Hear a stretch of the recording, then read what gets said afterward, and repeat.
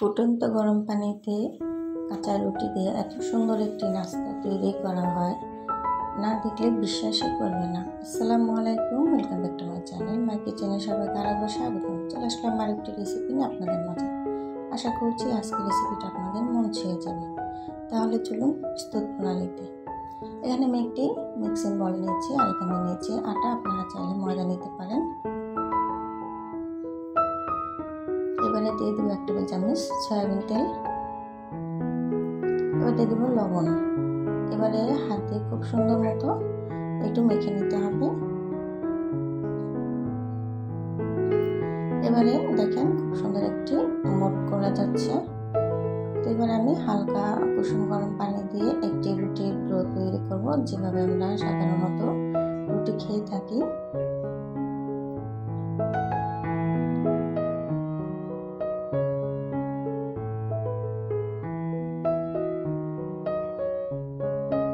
দেখেন খুব সুন্দর একটি আটার ডো তৈরি করা হয়ে গেছে। এবার আমি ছোট ছোট লিচি কেটে নিব, যেভাবে আমরা রুটি খেয়ে থাকি।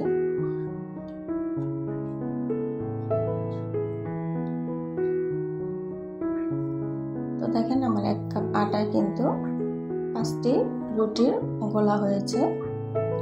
তো এবার আমি একটি রুটি তৈরি করব।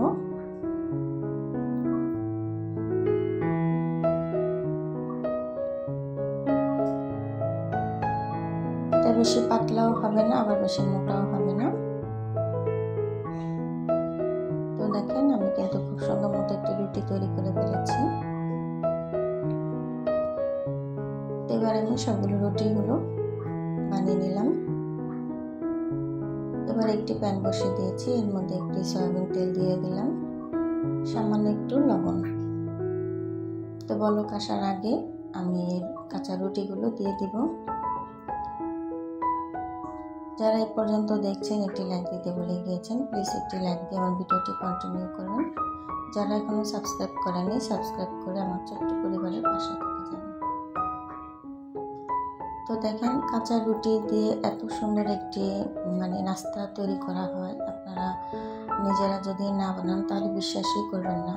তো এই পর্যায়ে একটু সাবধানভাবে তুলতে হবে পানি থেকে, রুটিটা ছিঁড়ে যাওয়ার চান্স থাকে।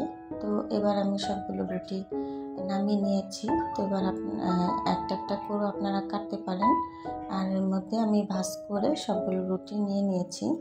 তো আমি আমার শেপ মতো কেটে নিচ্ছি, আপনারা আপনাদের শেপ মতো কেটে নেবেন। তো দেখেন আমার কিন্তু সবগুলো রুটি কাটা হয়ে গেছে। তো আমি আটাতেও তেল দিয়েছিলাম, আবার পানিতেও তেল দিয়েছি, সেজন্য কিন্তু রুটিগুলো লেগে যায়নি। তো আমার রুটিটা একটু পাতলা হয়েছে, আপনারা আরেকটু মোটা করবেন। তো এবারে একটা বাটিতে আমি তুলে নিয়েছি। এবার একটু সয়াবিন তেল দিয়ে আবার হাতের সাহায্যে খুব সুন্দর মতো মিশিয়ে নিচ্ছি, যেন দলা পাকিয়ে না যায়। যারা ফেসবুক পেজ থেকে দেখছেন আমার চ্যানেলটি ফলো দিয়ে রাখবেন, যারা ইউটিউব থেকে দেখছেন আমার চ্যানেলটি সাবস্ক্রাইব করে দেবেন। তো এখানে আমি আবার একটা প্যান বসিয়ে দিলাম, দুটো ডিম দিয়ে দিলাম। এবার দিয়ে দিব সামান্য একটু লবণ, দিয়ে দিব ব্ল্যাক পেপার। এবারে ডিমটাকে আমি ঝুরি করে নিব।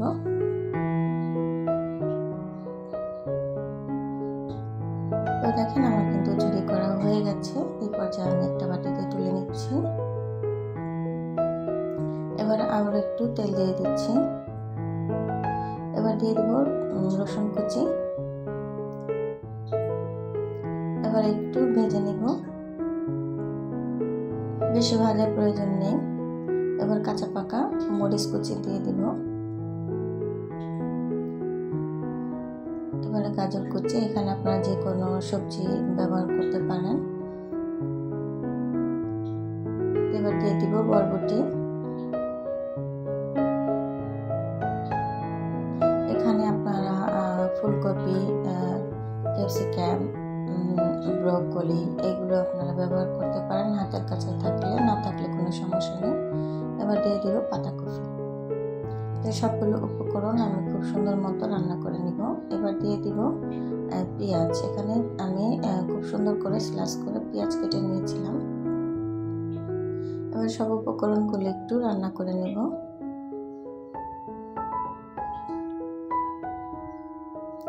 যারা এখনো পর্যন্ত এই আটার রুটিটা দিয়ে এই নাস্তাটা না বানিয়েছেন, একবার হলো বানিয়ে দেখবেন, খুব মজার একটি নাস্তা হয়। তো এবার একটু সামান্য লবণ দিয়ে দিব। এবার পর্যায়ে লবণটা একটু বুঝে শুনে দিতে হবে, যেহেতু আমি আটাতে রুটি দিয়ে লবণ দিয়েছিলাম, তেলেও লবণ দিয়েছিলাম, এখনও লবণ দিচ্ছি, ডিমও লবণ দিয়েছি, সেক্ষেত্রে আপনারা লবণটা একটু বুঝে শুনে দেবেন। এবার ঢাকা দিয়ে আমি কিছুক্ষণ রান্না করে নেব। তো দেখেন আমার কিন্তু প্রায় 50% সেদ্ধ হয়ে গেছে।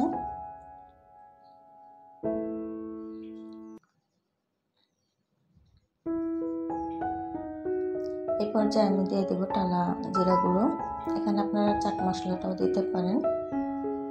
এবারে দিয়ে দিব ভেজে রাখা ডিম। এবার সব উপকরণগুলো খুব সুন্দর মতো ভেজে নেব।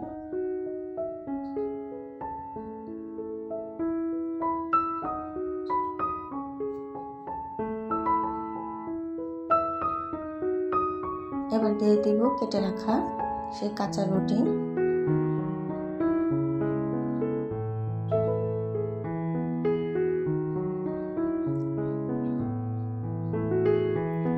এবার রুটিগুলোকে আমি খুব সুন্দর মতো একটু মিক্স করে নেব সবজির সাথে।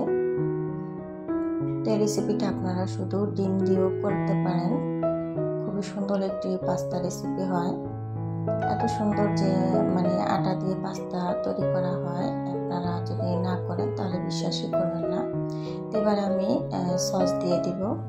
এখানে 2 রকম সস দিচ্ছি, একটা হচ্ছে ওয়েস্টার্ন সস, একটা এমনি সস, আর দিয়ে দিচ্ছি টমেটো সস।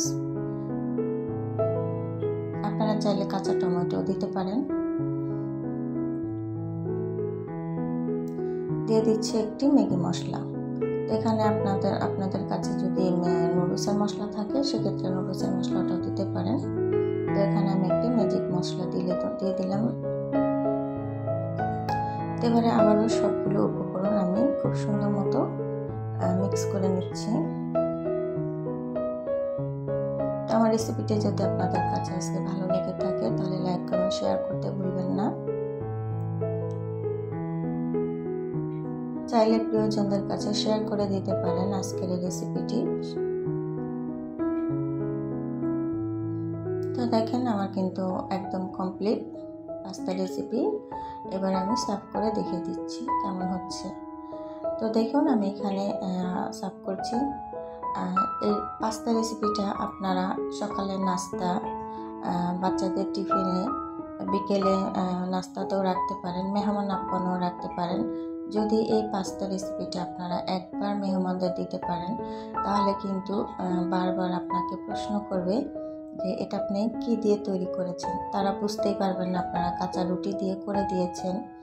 তো একবার হলো বাসায় ট্রাই করে সবাইকে চমকে দিতে পারেন এই কাঁচা রুটির রেসিপিটি। খুবই সুস্বাদু হেলদি একটি নাস্তা। যেহেতু এত টেস্টি একটা নাস্তা আমরা ঘরেই তৈরি করতে পারি, সেক্ষেত্রে আমরা কিন্তু আর কখনোই বাজার থেকে পাস্তা কিনে এনে রান্না করে খাবো না, বা রেস্টুরেন্টে যেয়ে খাবো না। এভাবে খেলে কিন্তু কিছু টাকাও আয় হয়। তো আমরা সবাই চেষ্টা করব ঘরোয়াভাবে এইভাবে পাস্তা তৈরি করতে। তো আজকে এই পর্যন্তই, আবারও দেখা হবে নতুন কোনো রেসিপিতে। সেই পর্যন্ত সবাই ভালো থাকবেন, সুস্থ থাকবেন। এতক্ষণ ধৈর্য ধরে আমার ভিডিওটি দেখার জন্য অসংখ্য ধন্যবাদ। আল্লাহ হাফেজ, আসসালামু আলাইকুম।